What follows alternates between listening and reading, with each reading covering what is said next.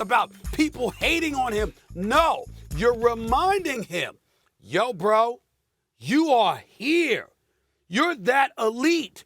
We want to see you when it really, really matters. We don't want to see you squeezing into the playoffs, fighting for a 10th seed or an 8th seed, and then you go home in the first round. There's nothing wrong with that. By the way, well, that's mostly fair about Westbrook. That's mostly fair criticism about Westbrook. In the last 3 years, he's been on 3 different teams. And the same thing that's happened happens every year, happened this year again. New situation, new teammates. And it's like first half of the year, he's falling off. Second half of the year, he figures it out. He's amazing as always. So, like, in that situation, you're getting acclimated. Sometimes it takes you a couple of years. He hasn't had that. That's number one. Number two, we act like Russell Westbrook's never been to a finals before his prime. He wasn't in his prime yet. He was green. You would say wet behind the ears, breath smelling like Similac. And they came up short. Was in the finals. Was in a Western Conference Finals against one of the greatest teams of all time. Went to a Game 7. So what I'm asking you is, if that's true about Westbrook, it just feels to me that he hears that. I don't hear that criticism of Chris Paul. Chris Paul's been on some great teams, and I don't think Chris Paul really deserves it. Chris Paul is not 6'4" and considered and as big as. Hold on.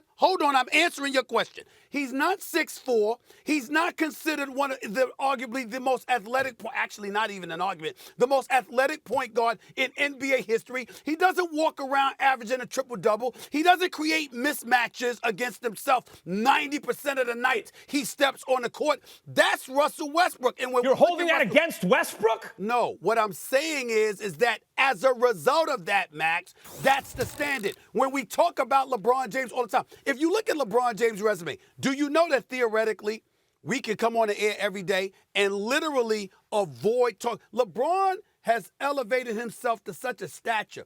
Do you realize that we can come on the air every day for an entire regular season and we don't ever have to bring LeBron James up because there's no reason to talk about him because he's been so elite that you measure him come postseason time, the regular season doesn't matter. But we talk about him anyway. Why? Because with greatness comes responsibility. And people are going to chronicle and monitor every little thing you do. That's what happens with greatness. So Russell Westbrook doesn't escape that, nor does any of the other stars. So, well, except nor does any of the other stars. Russell Westbrook seems to hear about it. We seem to hear about that with Westbrook, including from me, more than we hear about it from, say, Chris Paul. Well, and Chris I don't want to hear Chris Paul's a few inches shorter and not as athletic. What's that? He's a floor general. Whatever your size is, whatever your fast twitchies are, that's what you are. Okay. And then we're judging you as a player. Okay. It's not a pound for pound or inch for inch debate here, Stephen A. Yeah, I'm just saying, it should be sometimes. So let's be very clear.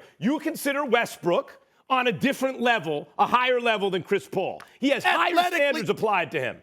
Athletically, yes. No, as a basketball player. Yes. All right, y'all. As a basketball player. Okay. You don't understand, but we'll come back to it. You can't comprehend it. One of the two of us doesn't understand. That's true. Oh, it ain't me. When it comes to basketball, trust me, it ain't me. Thanks for watching ESPN on YouTube. For live streaming sports and premium content, subscribe to ESPN+.